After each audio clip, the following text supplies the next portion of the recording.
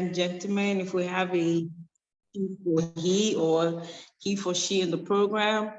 And this is the next Launch and Learn series, the weekly Launch and Learn series. I'd like to welcome everybody to the program. We have the opening program or opening prayer / national anthem standard 2. So we can take that now.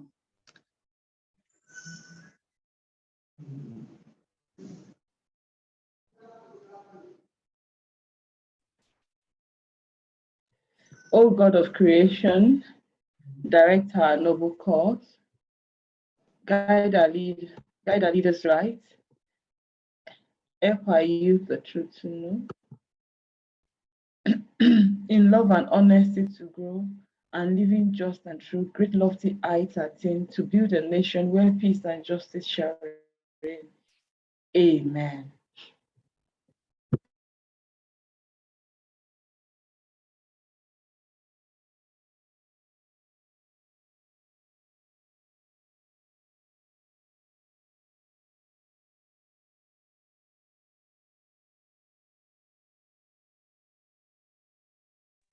So the next on the agenda is the opening remarks from the national president. Over to you, Dr. Duni. Good morning, everyone. I'm excited once again to be giving this opening remark to everybody. Thank you very much for taking the time out of your lunch hour to join this session today. It's a very interesting session, and I personally, I can't wait to hear all the tips and all the knowledge the keynote speaker, special guests want to share today. My name is Dr. Oladuniwu. I'm the National President, Women in Energy, Oil and Gas. And we all know Women in Energy, Oil and Gas is an association of women in the energy oil across Nigeria and some other parts of Africa. And then we have our affiliate in the United States. The organization has a mandate to bring together all women across the entire energy value chain, both employees, employers, business owners, entrepreneurs, for us to also align with the United Nations Sustainable Development Goal 5 in ensuring gender diversity, even in our male-dominated industry. I've been in this industry 26 years, and I've seen a lot and lots and lots, The objective of our Launch and Learn session actually is to bridge knowledge gap and also bring to speed our participants, majorly women in the industry, on key topics, key issues, key themes that we know we add value to their lives as women and also to their career and business in the industry. So if you have observed, this being episode 5, we try to make the discourse or the sessions cut across a balance. So we preach a lot of balance across work, life, career, family, business, and it's been quite interesting. We had Mrs. Betty Bona, who talked about work-life balance. We had former DG of Nigerian Chamber of Shipping, Mrs. Ife Akerele, who talked about opportunities in the midstream and marine. We had Mrs. Busola Alofe, who had also been in the industry for over 2 decades, and she shared about going abroad, which seems to be an in thing now, even for people in our industry, the Japa syndrome, the pros and cons, and how to maximize it every way. And then we had Ogenetega, who came to tell us about office ergonomics, where we actually practicalized some simple exercises we can practice while seated at our desk at work that affect the neck, the spinal cord, the legs, and some self-care for women, so that in the course of our work, we don't forget our skin, we don't forget our beauty. So it's been an interesting journey all the way.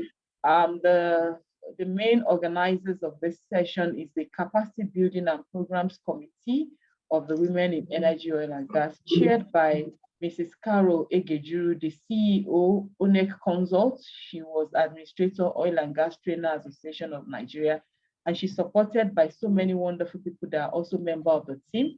She's unavoidably absent, but representing her in this meeting are Mrs. Linda Bride in Port Harcourt. Mrs. Linda Bride is also, and we also have Mrs. Victoria Emeyas and so many other members of our committee represented founding members of Women in Energy, Oil and Gas, and also a member of our electoral commission. So, and whatever she will be sharing is what she has experienced or she's still experiencing.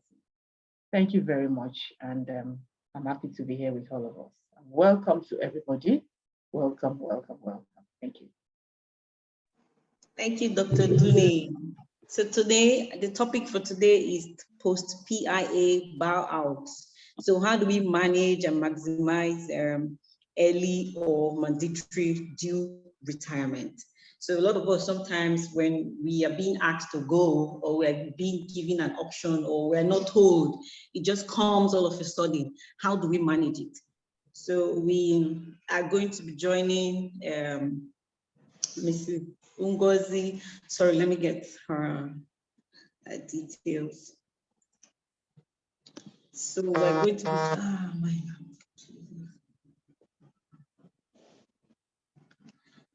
So we're going to be joining Mrs. Ngozi Jason Wandinobi. So I'll just give a brief profile of who Ms. Ngozi is.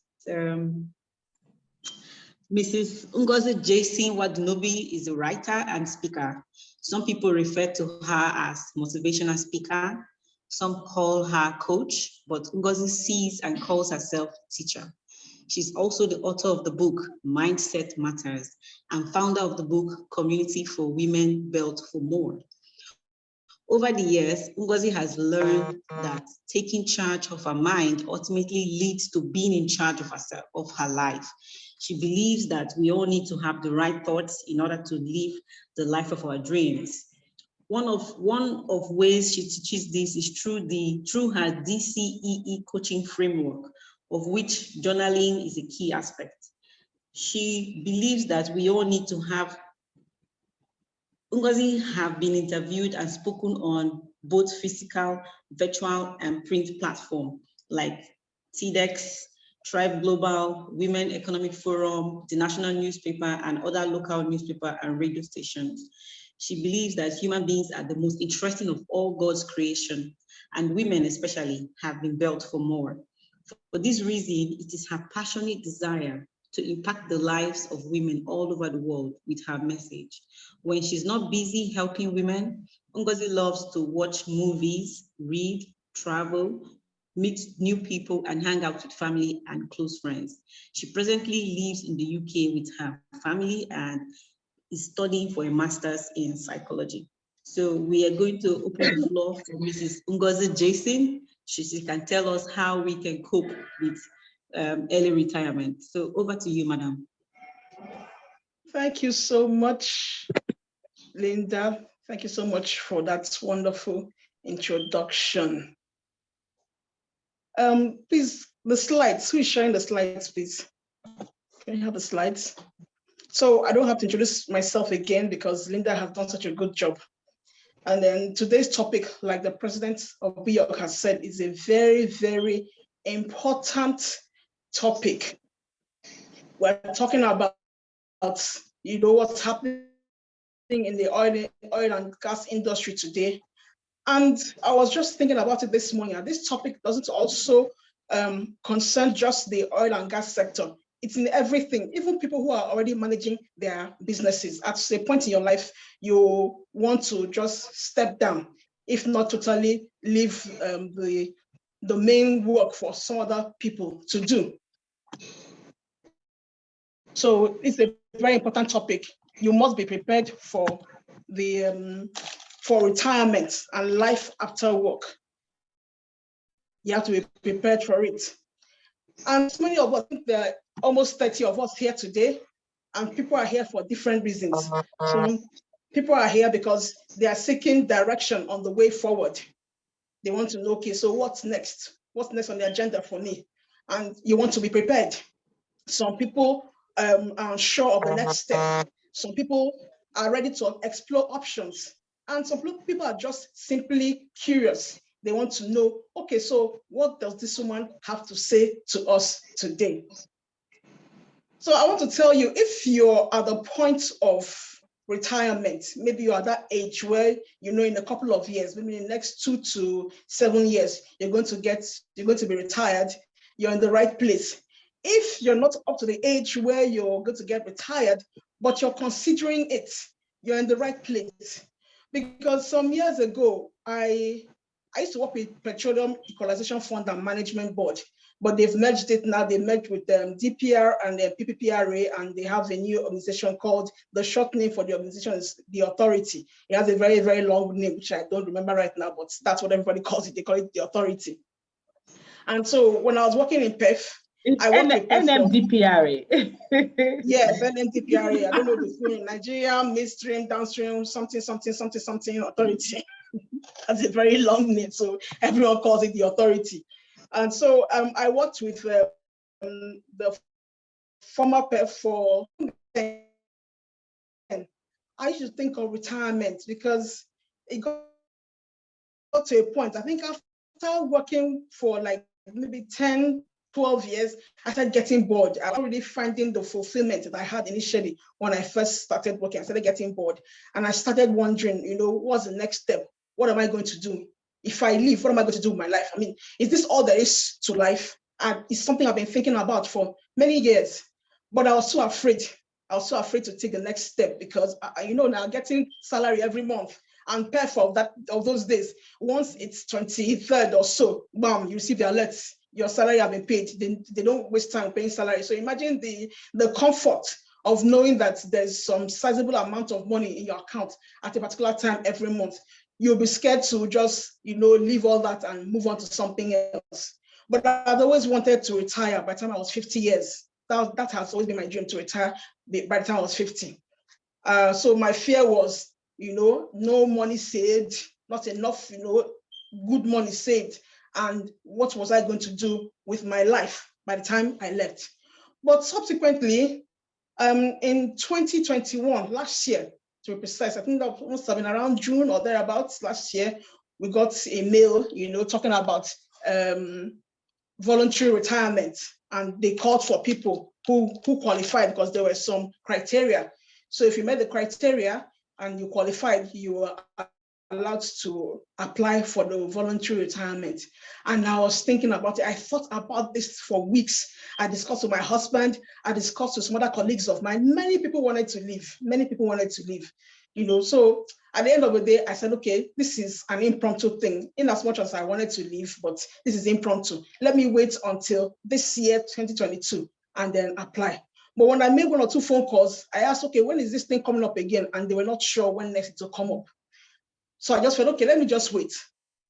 Only for us to get a message at some point that, okay, if you don't apply for this thing within the next 24 hours, forget about it.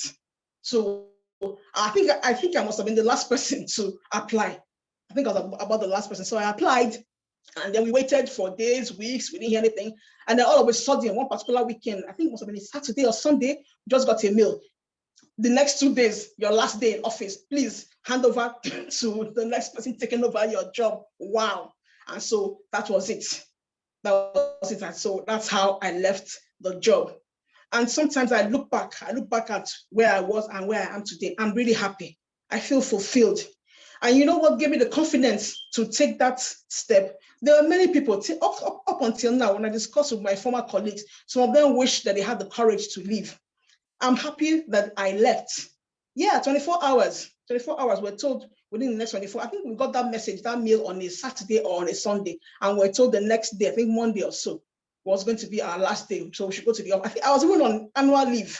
my annual leave was going to end the last day of work, So after this, after I had sent my mail, my letter, after they had told us we should go, what gave me the confidence to leave was that in 2019, I came in contact with a coach on Facebook, and we started discussing, started chatting. I got to know her better, and she started coaching me. And I started to realize what I enjoy doing, what makes me happy, because I was no longer happy in my job.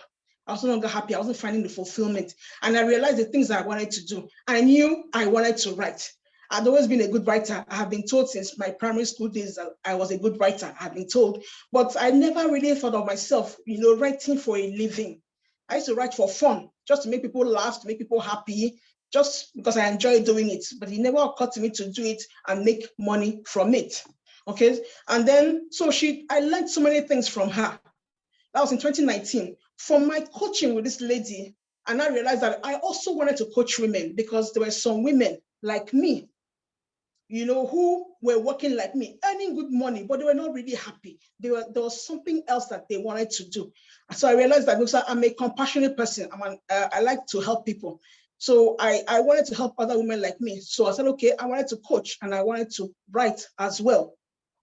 And then, so when this opportunity came, it was easy for me. And then in 2020, my coaching with this woman led to my publishing my first book, Mindset Matters. And incidentally, my second book too is about to be published. My second book is called Write It. That's my second book. It's called Write It. It's a journal for clarity and productivity. I'm a firm advocate in words, the written word and spoken word. I believe that words contain energy. So when you speak words, in fact, the words I even think, the words you think in your mind as thoughts, the ones you speak with your mouth, and the ones that you write, when you combine all these three together, nothing can stop you. So that's what my next book is about, and it's going to be launched in November, next month, at the end of November. And I hope everybody here will be a part of it when it's launched. And so that's why it was easy for me. A lot of other people, my colleagues, some much older than I am, much older, some even higher ranking than I am, they were not even courageous enough to leave the job. Some of them had only 2 years left, some 1 year, but they just couldn't leave. I had I think 15 more years left in active service before I left. And when some of my colleagues heard that I left, before I left, they called me to try to discourage me from leaving. But I had made up my mind anyway, so that's it. And I'm really, really happy now. I'm really happy now. I'm studying a master's, and going to school in the UK or the US was also another dream of mine, something I really wanted to do, but it was difficult, leaving my job for maybe a year or 2 years and traveling abroad. I wasn't sure that there'll be a job waiting for me back, but if I decided to go that route. And so that's it. So that's my victory, that I was able to do something that I had always dreamt of doing. I took that courage and then, took the next step. Next slide, please.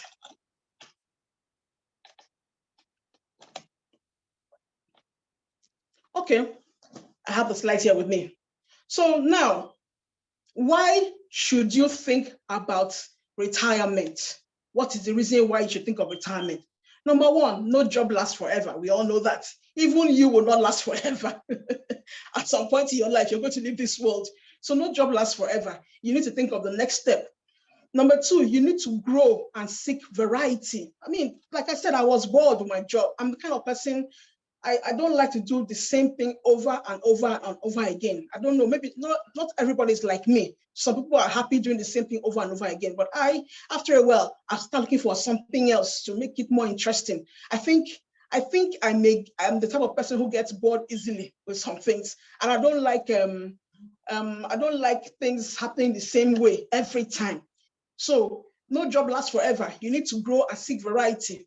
And there's a natural order of things. You need to make room for the younger ones, just like the youth in Nigeria are crying for the others or babas that are up there. You're in your 80s and 90s, and you still want to be president and governor and Senate president. So you need to leave and make way for the younger ones, because the younger ones, the age we live in now is not the age we're living in, 20, 30, 50 years ago. So the younger ones of today will know better how to handle things in the age that we live in. The way we handle things 50 years ago cannot work in the age that we live in now. And then next slide, please. How to do it. The what to do. What to do. Now you know why you need to think about early retirement. Now, what do you need to do about it? Number one, you need to plan. Mentally plan.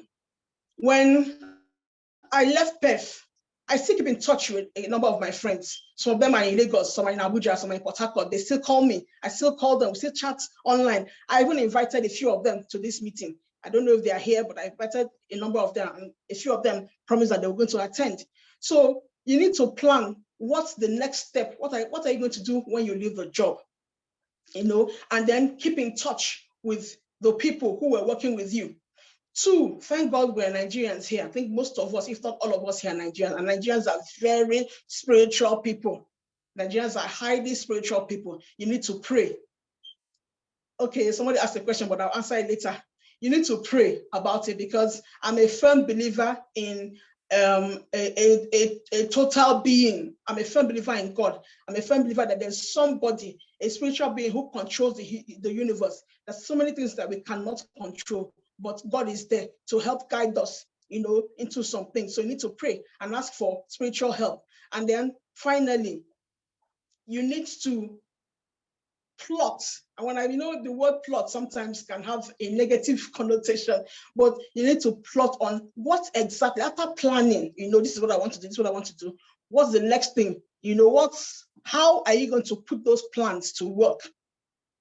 How are you going to put those plans to work? So like I said earlier, keep your friendships or your relationships at your former place of work. A few days ago, I got a job offer here in the UK, and they were asking me for some bank statements of like 5, 10, 15 years ago. And I was really wondering how I was going to get them. So I just remember one of my account officers I had kept in touch with over the years. I just remembered him, and I sent him a message. I asked, Mr. So-and-so, are you still with this bank? He said, oh, yes, I am. Oh, thank God, I thought you had left. Please, I need this, I need this, I need this. And despite the public holiday on Monday, this guy did it for me. He sent me all the details that I needed. I was so happy. Why did he find it so easy to do that for me? Because we had a relationship. While he was still my account officer, we had a relationship. Even after I stopped working, we maintained contact. Once in a while, I'll just say hi, he'll say hello and all that. We maintained contact, and he was able to help me easily when I asked him for help. Same thing with a few of my colleagues. I've had 1 or 2 issues, I've had cause to call a few of my colleagues to say, oh, please, can you help me do this? Can you help me do that? And they were able to do it. So please, don't burn your bridges. Don't say nonsense to those people. After all, they didn't do this, they didn't do that. And in fact, I don't even send them again. So you need to maintain contact. Yes, relationship is key. Relationship is very, very key. I think now they say your human, there's a way they say it, your human currency and is more important. Your contacts can seem to be more important now even than the money, because if you have your money, if you don't have human beings to help you do something, your money is useless to you. So your human beings, the people you have in your life, your relationships, can help you. Next slide, please. All right, so the how to do it. Number one, dream. I'm a Christian, and a lot of the principles that people are teaching in the world right now came from the Bible. The Bible talked about dreaming. Now, this dream part is, I found that when from my personal experience and in my work with other women, when I coach women, that the easiest way to find out what God actually created you for, what you're actually supposed to be doing, is to go back to your childhood, go back to your past. What were you dreaming of doing when you were much younger? Many of us here, when we were younger, we ended up not doing the things that, as we grew up, we ended up not doing the things that we wanted to do when we were children. Someone like me, I said I wanted to be a doctor. In those days, when you ask children, what do you want to be? They'll say, I want to be a doctor, I want to be a lawyer, I want to be an engineer. Those were the 3 main things that children wanted to be in those days. So I wanted to be a doctor when I was growing up. Then later I said I wanted to be a teacher. And then when I started coaching, when I started paying for people to coach me, Someone asked me that question. So why did you want to be a doctor or a teacher? And I sat down, I thought about it. And what I came up with was that it's because I like to help people. I'm in my best element when I'm helping somebody. In Nigeria, the help that people find most valuable is help of giving somebody money. No, because I told you about the bank staff who helped me send me some information that I required here. And I told him that there's nothing as good as receiving help when you really need it. I wasn't asking him for money, but the information I needed from him would help me get money. So my desire for wanting to be a doctor or for wanting to be a teacher was that I wanted to help people. And today I'm actually teaching. I'm not teaching in a regular, four-walled classroom, but I'm actually teaching today. I teach through my books. I teach through my webinars. I teach through my posts on social media. I teach through my coaching when I coach women. So I went back and I found out the reason why I wanted to be those things. So that dream part, find out what was your dream as a child and why did you want to do that thing? If you're not doing that thing now, ask yourself, why did you want to do that thing you wanted to do as a child? That will help to channel you towards what you're going to do after your retirement. Then number two, now these things I wrote down now, they're just teeny bitty parts of my coaching program. My coaching program lasts up to 3 months, but because of time, I was told I have less than 40 minutes. So I'm really trying to rush it so that there'll be time to answer people's questions. So the second part is crystallize. Now you have a dream. You know what your dream is. You know what you want to do. How do you crystallize it? I said earlier about the book I just wrote, write it, a journal for clarity and productivity. There's nothing as good as writing. Yes, I know that writing can be very difficult for people. Even me, I'm a writer. Sometimes I feel lazy about writing. I have to force myself. Today, I had a chat with a secondary school friend of mine. So we're chatting and she told me that she journals. She writes down her plans, her dreams. And you know that all of us here journal one way or the other. But because we did it unconsciously, you don't even know that you're doing it. If you're going to markets, most of us here are women. If you're going to the market, you write down a list of things you want to buy in the market so that you don't forget. That's a kind of journaling. Even some people, if you're going to buy clothes, when you want to go and get clothes for yourself or for your family, you write down the list of things you want to buy, the clothes, singlet for daddy junior, boxers for junior, shoes for Amina, my daughter, this one, handbag for me. You write down everything. So when you go and buy those, you know what you want to buy. And when you get there, when you see it, you recognize it, and you buy what you want to buy. You don't end up spending money on some things that you don't want to buy. That's a kind of journaling. So we all journal. If you keep a diary, you're journaling. All of us journal in one way or the other. All these things you do on social media, write on social media, it's a kind of journaling. So we all journal. Journaling is a very easy thing to do, very, very easy. So when you write down the things that you want to do, they become clearer. They've left the realm of your mind. You've now put them on paper. So you can look at it. Sometimes an idea looks good in the mind, but when you write it down, look at it and say, oh, this thing, I'm not sure it's work out the way I've written it. Maybe I need to tweak it a little bit, or add some things, subtract some things, or even cancel it all together and put in something, better. Yes, journaling is very important. Thank you, Joma. And then the third thing is become. How do you become the things that you have dreamt about, that you've written about? How do you become? You now start taking steps. What are the things that you need to do? Somebody said something that what you want, or what you want also wants you. What you're going after is also coming after you. Do you know that when you dream about something and you write it down, somehow your spirit begins to make contact with the universe, with the environment, and will start attracting those things that you want towards you? How did I meet the woman, the coach? My coach, her name is Dr. Ebere. How did I meet? We went to the same secondary school, but I never knew her. By the time I got into school, she had left. But somehow, because I had dreamt of writing, even though I thought it wasn't anything I could do to make a living from, but somehow this woman saw my post on Facebook and she reached out to me. I did not call her. I didn't know anything about her. She reached out to me and said, oh, you write pretty well. Don't you think you should publish your book? Don't you think so? So you need to start, as you have dreamt about those things, as you have written them down, they become more real to you. You will find out that you start meeting people, you start receiving resources that will help you to, do those things that you want to do. You will start pulling them to you, they'll start pulling you to them. So next slide, please.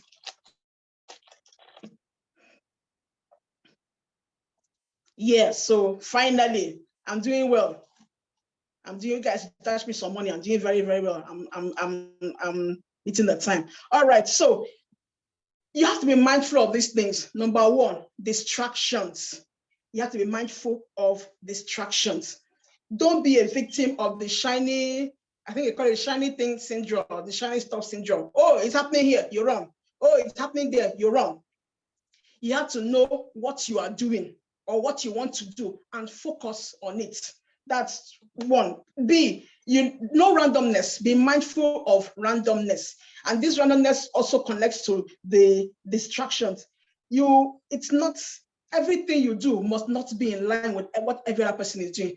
Maybe the last set of people who retired before you, some of them are oil magnates now. Some of them they have trucks now. They have buses or whatever. They are buying and selling petroleum products on a very large scale. They are making so much money. So you think, okay, since everybody that left the oil and gas industry, they're into oil and gas business big time. So you too must go into the oil and gas business. No, you have to do what sits well in your spirit.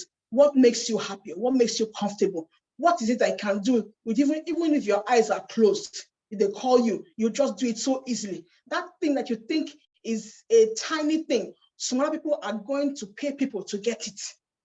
Number 3, goals. Those goals of yours, keep them before you always. Here again, writing comes in. You must write down your goals. Don't just think them in your mind. Don't just think them in your mind. You must write down your goals and keep your goals before you at all times.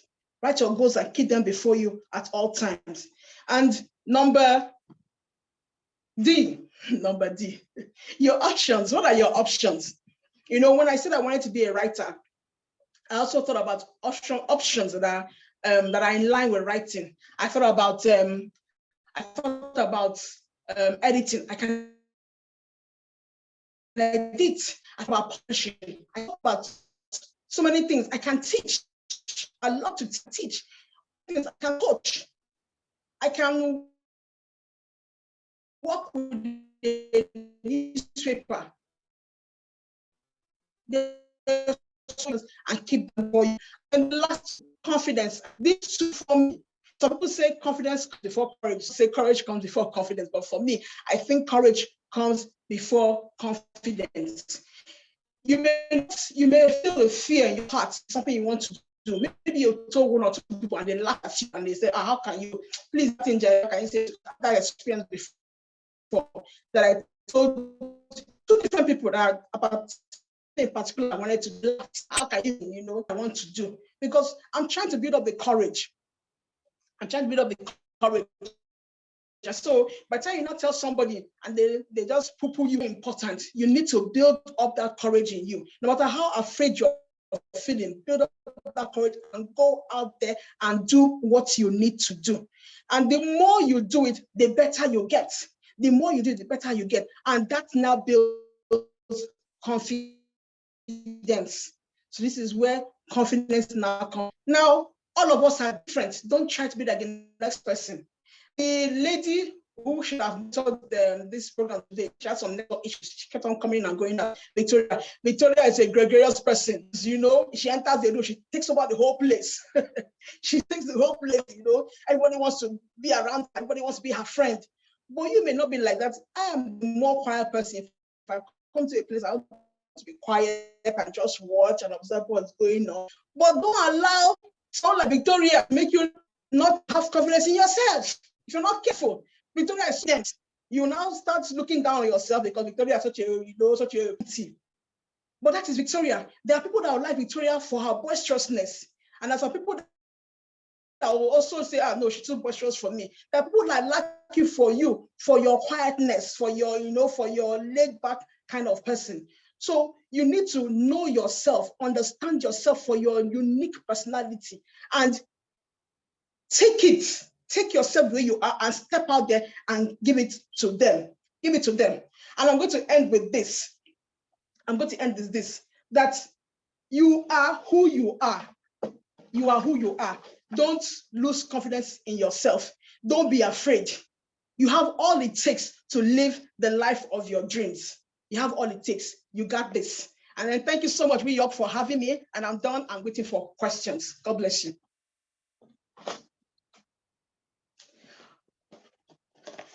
My number is here if you want to reach me. If you want to reach me, my number is here. All my handles are there. Ngozi Jason on TikTok, on Instagram, and then on Facebook. My name is Ngozi Jason. Built for More is my Facebook community for women if you're interested in joining. And so wait for questions. Are there questions here? Let me see. Yes, there are questions. All right. Is that yes. Vicky? Yes. A very resounding applause to your speech and your presentation today. We've learned a lot from this. Thank you very much, Ngozi. Was so much valuable information that every of us who are planning retirement and also to plan to be on our own will have gained so much from today. Thank you very much. One of the questions is, how do you avoid being redundant post-retirement? Wow. Okay, so that's part of what I talked about here. You need to know what you want to do. I think that was my second or my third slide. I think my third or my fourth slide, that it's to know what you want to do. What was your dream? What did you know when you were a child? You need to look back, knowing what you wanted to do and why you wanted to do it. If you have a good idea of what your life is going to look like after retirement, you will not be redundant. You won't be redundant. So if you have not retired yet, this is the time. If you're already retired, it's still not too late. And there's an adage in most of our tribes in Nigeria that says it is when you wake up that is your morning. So there's really no time that it's too late. You can start now. First of all, you need to know what you want to do. After that, you now start making plans towards it and look for people, look for a coach, look for a mentor, look for someone that will teach you on exactly what you need to do to make those dreams come to life. I hope that helps. Thank you very much. Thank you very much. Second question is, how do you guide against slipping into depression, especially after a mandatory or forced retirement? My heart goes out to anybody who is going through this, or anybody who's going through this. It's a big one. It's a big one because you didn't plan it. And to be very honest, this almost happened to me. It almost happened to me because when we applied and we waited for days and weeks, we didn't hear from them. So we just thought, okay, maybe they will let us work up to like November, only for them to just come and send a memo and say, oh, in the next 2 days is your last day. What? So, and then my plan was to come to the UK this year. September this year was my plan to come to the UK and go to school. So when this happened, I had to start running, start making phone calls and all that. After I stopped work, I think I told you yesterday, Linda and Victoria, after I stopped work, for the next 1 or 2 months, I don't know what happened to me. I can't explain it. I did not want to do anything. I was always in my room. I was feeling sick in my body. No temperature, nothing was doing me, but I knew I was not feeling well. I knew I wasn't feeling well. But I think the issue was more in my mind, because 1 minute you're receiving correct salary every month, and the next minute you're not receiving it. So it took a while. I had to talk to myself. You have to talk to yourself. Like I said, words are powerful. The words you think in your mind, the words that you speak out, the words that you write, I had to start talking to myself that I made the right decision. This is something I've been wanting to do for years. So now that it has happened, I had to rejoice. I can't start feeling bad, so you need to talk to yourself, and you need to also find someone that you trust, that you can talk to, who will help you out of it. Okay, thank you very much. That we need to find somebody that we can trust. That is really key, because some people you try and give them your heart of what you're going through, and some might use it against you. And also, I also add that you also be careful of the kind of person you give such information. So someone is asking, how are you faring in retirement, and advice to all on retirement? They need more advice. How are you faring? Well, I'm happy. This is a question I ask myself maybe on a daily basis, maybe every week. I ask myself this question, how are you faring now? I mean, are you happy? I always have to ask myself if I'm happy, because, every stage of life comes with its own challenges. While we're in Nigeria, I had a housekeeper who used to come to my house every day of the week to come and clean and cook and go to market. I had someone who was staying with me that was also helping to do one or two things in the house. I had a driver.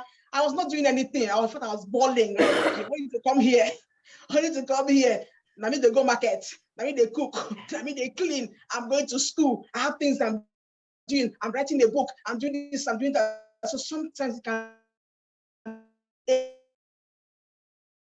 again, because you start hearing words in your mind telling you, why, you're overwhelmed, you have too much to do, nobody is helping you, nobody cares about you. But you now talk to yourself and say, but you did this, you achieved that, you did this. I have to remind myself of the things that I actually achieved, and that helps to calm it down. And then sometimes too, I take a break.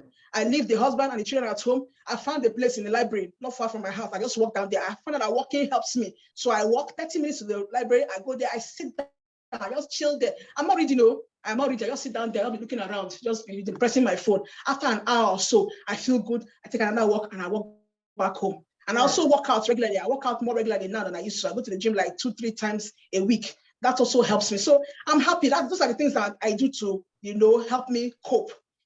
So that's how I'm coping. I'm really happy, and that's the truth. I'm happy. So that's the advice I'll give you. Find a coping mechanism. Find something that works for you. But what works for me may not work for you. So find something that works for you and do it. Thank you very much. We should find something that works for us that can align with your coping mechanism. That's you by you increasing your physical activity, which you really want. So, and then we should start learning on how to do things ourselves outside the shores of this country. And this will lead me to the next question. I think this borders on finance and how do we deal with finance and close the gap of vacuum retirement we create? Sorry, I didn't get that question. How do we deal with finance and close the gap or the vacuum retirement that we create, that will be created or something? I think that's what the person is trying to say. I think I understand the first part. How do you deal with finance? Number one, you have to know that the way you were spending when you had a regular job is not the way you spend after you're done, because you're still trying to find your footing. You're still trying to find out what to do and what not to do. So you need to be very careful. When I got paid my severance package, I went and dropped the money. I went and did it, what they call that thing again? Treasury bills. I used it for treasury bills. I left the money there for months because, like I said, when I was discussing with you, you and Linda yesterday, we told you that these, our village people, they have a way of smelling when you have money. Before you know it, one uncle or one auntie somewhere come and tell you, oh, please, my pikin won't die. If not for you now, if you don't bring that money now, the pikin will die. You not start feeling bad. You gotta bring money and give them. And then people will not start coming with all kinds of business deals. Oh, there's this business deal. Put $1 now and get $100 million. All kinds of things will come. So I didn't want to have the money, somewhere close by. I just want to put it in the bank for I think about 6 months or so that I'll have time to comport myself. So that's the first thing you should do. When you're not sure of yourself, just go and put the money somewhere and give yourself some time to think and organize yourself. And then when you're done organizing yourself, you also need to, there's a lady that I normally talk with, Ijoma Chinaka, who belongs to a group on WhatsApp. She always talks about retirement. I think she's the one here. She always talks about retirement, how to retire for old age. I found out that the things you need to do, the legit investment things don't give you that much interest. Maybe 5, maybe 2, maybe 10 at the most 10. Look for somebody, a coach in that area, a financial coach in that area. I'll tell you the things you need to do that will be yielding you money. So I think I'm not a financial, be a finance coach, but I've been learning. I'm learning in old age now. After I have retired, I started learning how to manage money. If I learned all those things while I was working, I'm sure that by now maybe I'll have been as rich as Dangote. But thank God, Sha, I don't wake up in my morning. Okay. So I'm learning now how to manage my money and invest my Yes, money. So look for someone to teach you. yes, and that they said anytime you wake up is your money. So wake Yes, up, collect your yeah. money, whatever the age Yes. is. You have to wake up and collect your money. There is no age limit to making money. Thank you very much, Dr. Dr. Ngozi. I keep calling you a doctor. I think I'm prophesying that. Maybe you are. Yeah, someone said some of us don't like monotony and can be restless. We must plan to hand over. I think that's a commendation or a recommendation speech or so. Yeah. And then someone is asking again, when is the best time to start thinking of retirement, especially if you're working with the government? Now is the best time. Even if you're going to retire in the next 20 years, plan now and keep going back to that plan. Keep tweaking it. And whatever it is that you want to do, start developing yourself in that area.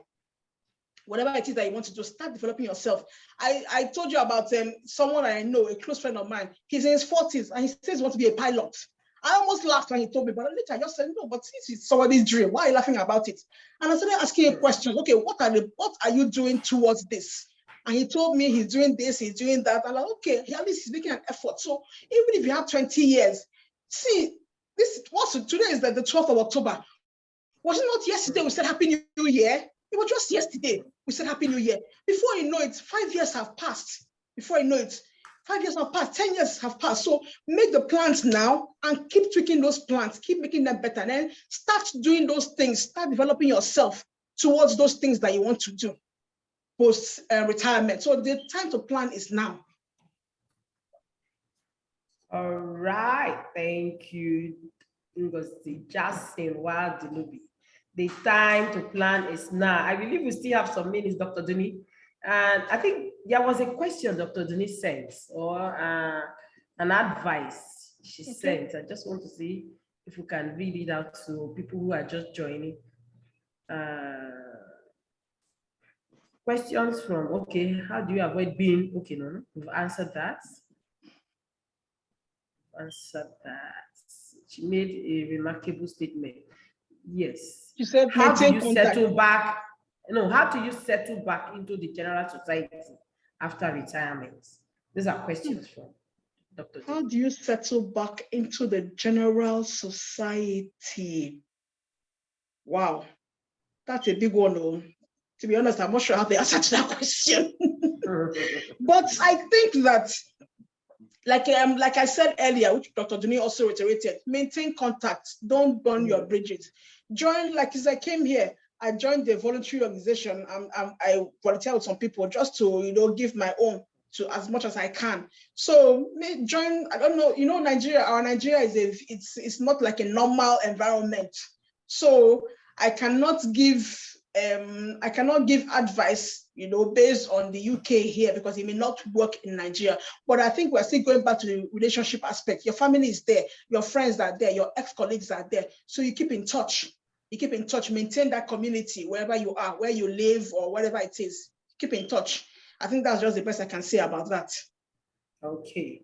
I think these are all the questions we have for today. We can sign out from what Dr. Denise recommending, that we need to take an advocacy action against such rushed retirement, and then that she don't think it was right for the way they rushed you on your retirement decision and all of that. And sometimes this can also cause some form of depression, especially like you said, when a lot of people are not ready. There are people who are in the service that have private practice, private business they are doing. Some are just stagnant, or they are just dependent on this paid job. Yes. Yes, I will put myself for an example. When I got a job and I got to have a partnership thing, I had an opportunity to explore and all of that, but I was not confident, not courageous enough to face all that I wanted because one, I didn't plan. I didn't write down my goals. I didn't write down the vision of what I wanted. I was working on other people's vision. And I know this is a key takeaway from me and many others that will be listening. It is important for us to plan, important for us to pray, and also to plot. I was so excited and infatuated with the opportunities I got, and I didn't look in details all the strategies I need to put to succeed. So for me, it's like I have a major setback. I'm struggling to come up on board. So this is the right time for me, and I'm happy I'm part of this. And I know a lot of people with testimonies are happy to be part of this. I want to say very much, thank you very much for this session. And thank you, Dr. Duni. Thank you for the program committee, oh Lord, that is helping us put this together. That has helped us to put this together. I can't be so excited so much that I can't oversize the importance of this launch and learn series that's been going on. We've gained a lot of information, a lot of impactful testimonies on how to live our lives. Thank you very much. And on that note, I want to just talk a little bit about WEOG, and I would like to tell everyone who is interested to just go to our WEOG website, and I think Dr. Doni shared it on the platform, on the comment section. If you wish to become a member of Women in Energy, Oil and Gas, the organizer of this Launch and Learn series, please visit www.weog.or and click on join. Join now. Every information you need will be on your portal. Thank you so very much. And I also want to reiterate the importance and the value you get to join Women in Oil and Gas. This is a Women in Oil and Gas platform. You will say, does Victoria have an oil and gas facility? No, but I'm an oil and gas media reporter who is opportune to have played in the industry for over 15 years now with the oil and gas sector. So that qualified me to be here. So don't be afraid that you're not part of the oil and gas sector.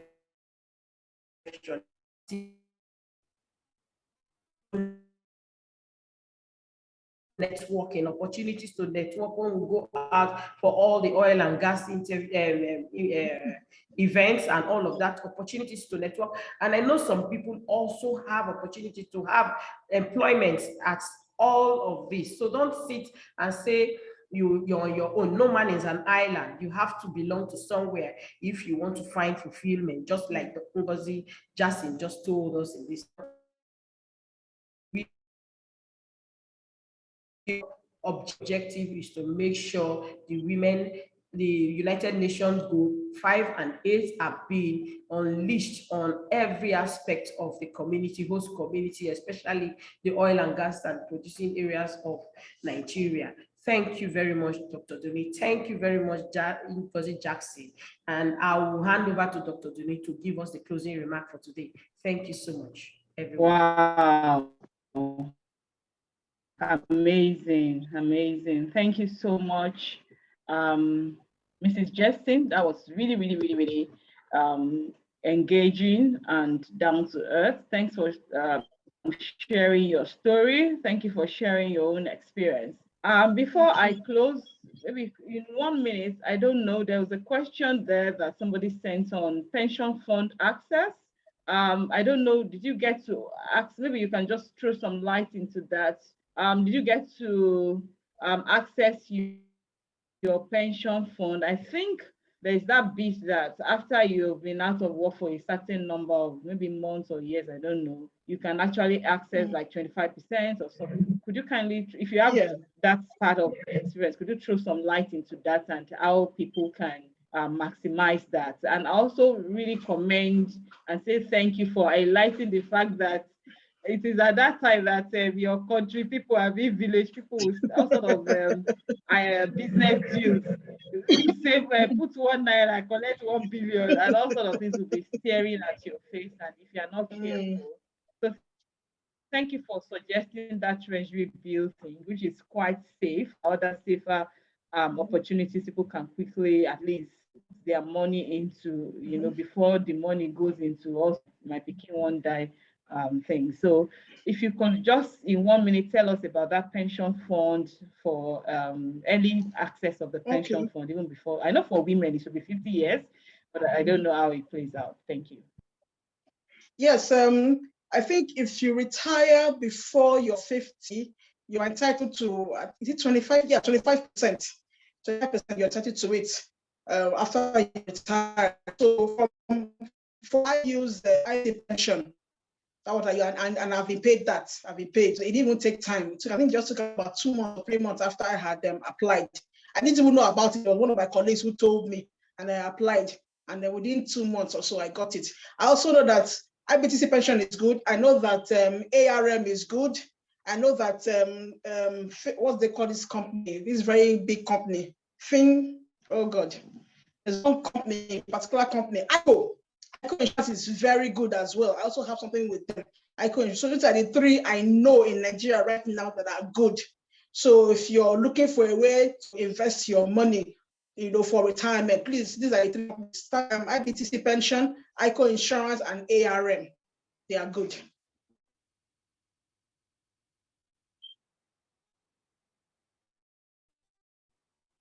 Thank you very much. Before I finally close, I'd like to actually say a big thank you to one of our big sis here, Sola Lofe. She was actually special guest keynote last week, and then she's an HR guru, and she's put in a very important point. Just give her a floor for 1 minute to probably just speak out this point.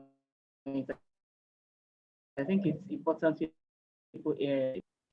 Please give her a call so that she can unmute. Mrs. Alofe, please, just 1 minute to, because it's a very important point. One needs to face reality. I went with my blue chip company and I needed to book flights, and I was like, oh my God, who's going to book my flight? Then I would take the kind of hotel I used to lodge in the days when it wasn't funny. The money was just free. Okay. Please, thank you, President, and our wonderful speaker. Thanks for everything shared. Thanks to all the participants. Very briefly, you know, I worked in the oil and gas industry for about 17, almost 17 years, downstream, upstream. And one of the things we always heard about was, oh, this person retired. Within 3 years, the person has died. That one retired in less than 3 years, they have died. And I used to wonder why.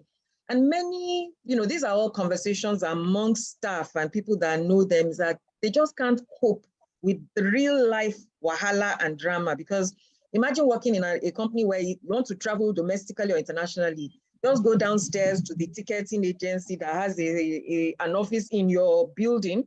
That's where you process your tickets, or you just send an email, ticket lands in your desk. You know, there's so many things. You are going to the airport, they have their airport handlers there, they will have their desk, their vests. So they are coming to meet you because they're expecting your name is already on a list with them. They carry your bag, take you through check-in. If there's any issue, they handle all of those things for you, and so on and so forth. If you're at the level where maybe the company provides official housing or domestic, they cover these things, there's agency providing you all this. You know, the truth is post-retirement, like overnight, because you retire today, as from tomorrow morning, those things have disappeared. So what I advise people to do is from time to time, experience these things yourself while you're still working. Experience these things. Take a decision. I'm traveling somewhere. Do it yourself from end to end. See how difficult it is instead of relying solely on the company, because the day after retirement, automatically these things are no longer there. And I think therefore, for coping with life post-retirement, we must maintain reality and connection with the experience of real life so that we don't experience real life shock post-retirement. So back to President and our wonderful speaker. Thanks so much for the opportunity. Thank you, everyone. Okay. Wow, thank you. I was just laughing here.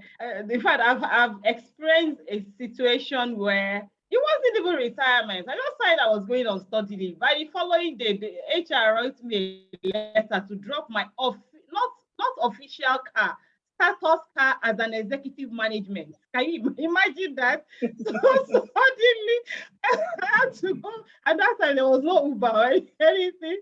So I had to go stand at the bus stop to go and look for yellow cab to take me to where I wanted to go. It was so embarrassing. So that unfortunately, that's the reality of things. And then booking flights, going to hotels. So thank you very much. I think that's a major point we really just need to really take home.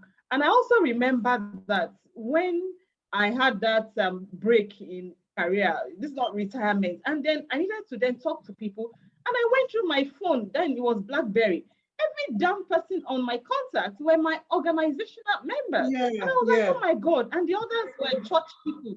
So it's, it just dawned on me that I was living a triangular life. Join associations, join clubs, join enlightened, find out what you actually like doing, something you do for no dime, and then look for a group that is also into such things. For instance, I also love writing, and then I discovered that there were even nobody writing anywhere.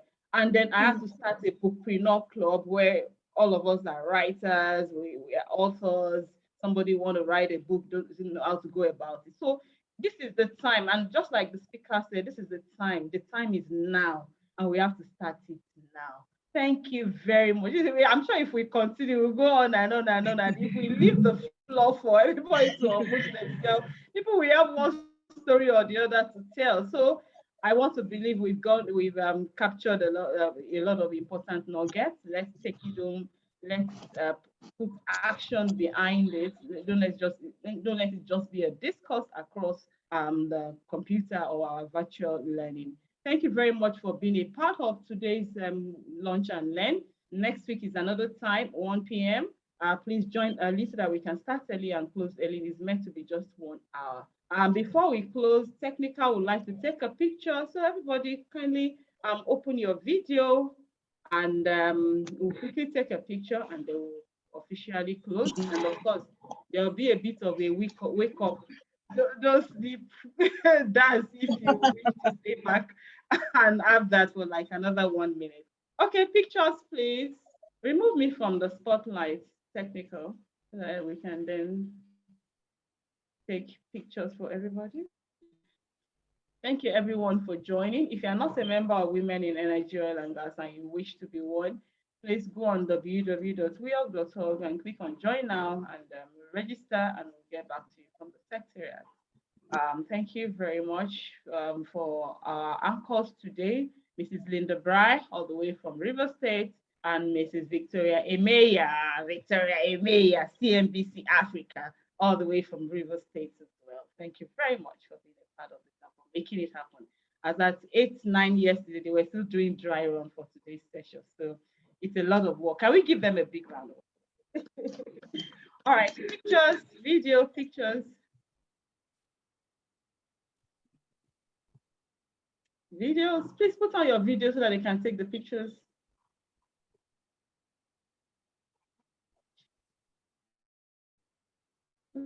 Okay, Victoria is on spotlight. Could you kindly remove one? If we do this. Okay, videos. Fatima, I see you. I was supposed to visit your office yesterday, but Abuja traffic. Oh, I see Madam Sophia. Madam Sophia, see you there. Please, Yusuf. Please put on your videos. I see Madam Bamitale. Our Belize people. I see Madam Bamitale. Hello, Madam. Videos, please. Let's quickly put on our videos. And some staff of NMD, MR, there are some staff are here. Thank you. Dr. Dini, we have some E4She here. Oh, hello, E4She. Thank you for joining. Yes. Thank you for being a part of this. Don't worry, for now we are making it free of charge to you. Thank you for coming to that part of this knowledge. Thank you. Oh, I see Madam Bamitale of NAPIMS. Thank you for joining. I see. Oh, Madam Sarah, Dr. Sarah from PTI. PTI is 50 years. Oh, thank you for joining as well. Adenike Adejola, thank you for joining. Dr. Yusuf Dati, thank you for joining. Thank you for Sometimes it coming. Thank you for joining. Oh, Stella Diamond. Oh, she's got all the diamonds. Thank you for joining. Okay, so please could you kindly just do it and let's close. Maria Morgan Babu, Yes, Madam. from my former colleagues. Madam Chidima Franklin. Oh, the PEF people. Yes. Thank you for joining the PEF, NMDPR. There's a boss here, ID, yeah. The boss is from one of my former colleagues is here. I see it's quite a number of them here. Everybody, everybody that is Ngozi's former colleague. Thank you for joining. Thank you for being a part of this. You can see that Ngozi is having a great time. She's fulfilling destiny and enjoying herself post-retirement. Thank you. Thank you. Oh, I see. Thank you for joining. All right, pictures taken.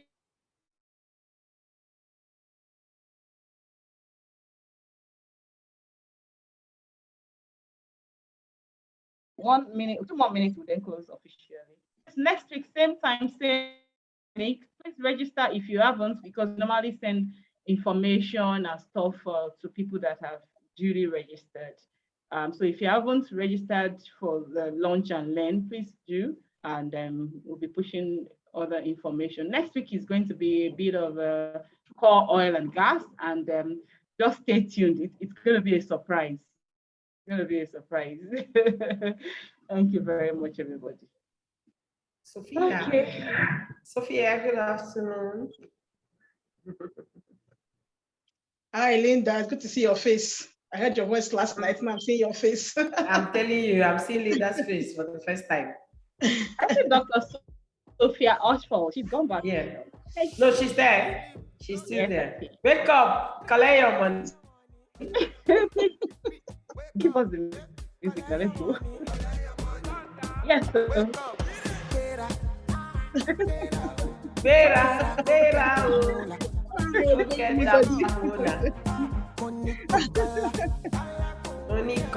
you very much, everybody. Have a good afternoon. Thank you. Yes, now, if you walk, you try. You're supposed to be die. Kilo come for person matter. Person where don't mad coin. When I land softly on a sofa, so let me see. Let me see you. I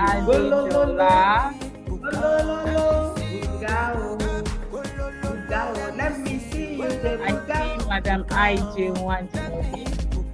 Thank you, everybody, for joining. Yes, so I saw somebody that is very.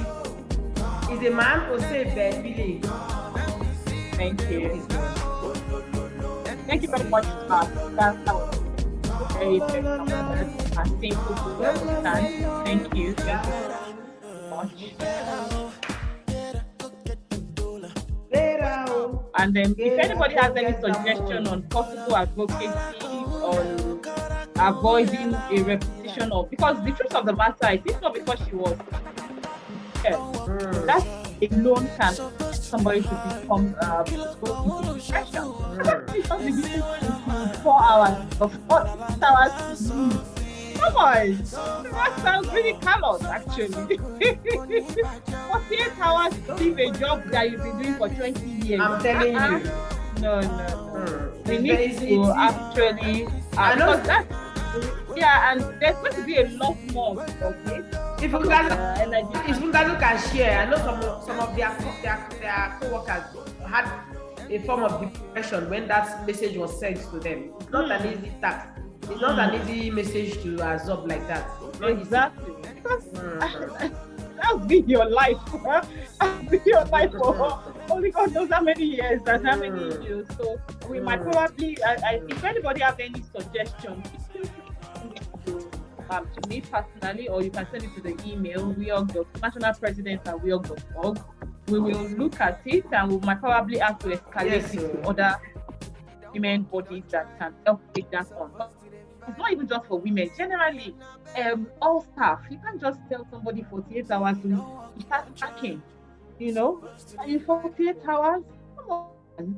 There should be some level of, you coach them, expose them to training, post-retirement things. Because I actually used to also see that a lot in my former organization when I was still in HR, where somebody will retire today or leave tomorrow or get sacked. And in 1, 2, 3 years, they are dead. You know, and all that it's even a waste of investment. All that investment the nation or the organization has imputed in that person is gone. Those are authorities that are supposed to then help to develop upcoming generation in that area. Every now and then we have to reinvent the wheel because we're killing or letting our authorities just go. You know, so I think we look at that from an advocacy point of view and see how we can ensure organizations actually have a proper process around such. Not give 48 hours, no training, no exposure, no nothing. Definitely the person will go into depression. Thank God she has a positive result by virtue of that person she met on Facebook. It would have been something different. Thank you very much. Thank you. So if anybody has any suggestion or anything around that, we will definitely take it up and pass it on to the necessary process to ensure there are formal ways things are done. Thank you. Yes. Bye. Thank you. Over and out. Bye.